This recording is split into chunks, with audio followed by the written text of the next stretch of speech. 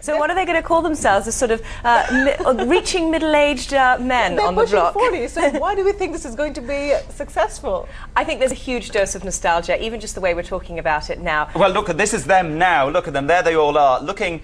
Well, frankly, they all look like estate agents to me, or somebody well, involved in a one of them DIY is shop. actually an estate agent, so that's how he's made his living, so that was very well timed. But yes, where is the hair gel? Where is the sort of, they used to have long hair with sort of short sides, remember that? Yeah, we've all been there, yeah. You know, the smiley face t-shirts and the jeans that were rolled up at the bottom with the white socks. I wonder, you know, singing these songs, if they're going to go back and do this huge nostalgia tour and sing us all these great 80s hits, are they going to put those 80s clothes on again? Because I don't see quite how the clothes go with the music. And also 80s dance moves as well, all that spinning Maybe around, break dancing. Yeah, they started those dances, which I'm sure have been seen. It's now, their dance moves have now passed on into the lexicon of embarrassing uncle dancing. But there's Malika at the back.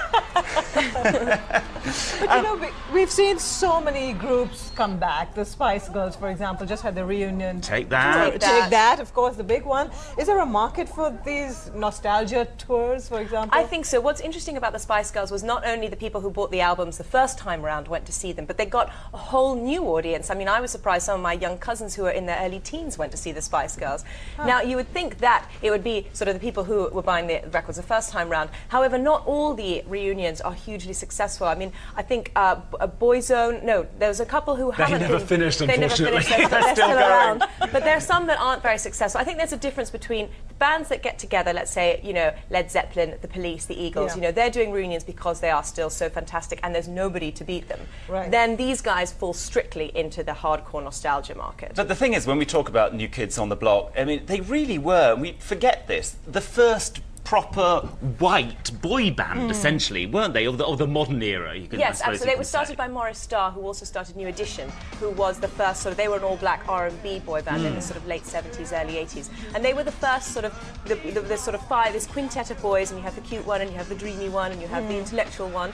And that was the beginning of this whole thing, which has led right up to, you know, they're still trying to create them today. So it was the beginning of this huge marketing, merchandising creation. And you wonder exactly how much money they actually made from that. There they all were, sort of like auditioning, didn't they? A bit like, you know, X Factor, well, they used to keep them on Pop Idol, salaries. that sort of Exactly, they used to keep them on not very often, not very high salaries, and they were paid. I mean, at their peak, these boys are doing 200 gigs a year, which is a huge amount of work. And I mean, judging from how, I mean, I don't know. Presumably, the money might have something to do with the fact that they're getting back together. So I don't know how much money they would have made from the 70 million albums they sold. But it's not just nostalgia this time, because they're writing some new music, I believe. Do you think it's going to attract new fans, or people who are going to go to it? That's where it gets tricky, because take that. At first they came back and they sang all the stuff that people recognise, and that went down very well. And then they sang new stuff, and that also went down very well. I was quite surprised by that. So I think you have to do the nostalgia well, and then convince people that you can still sing and dance.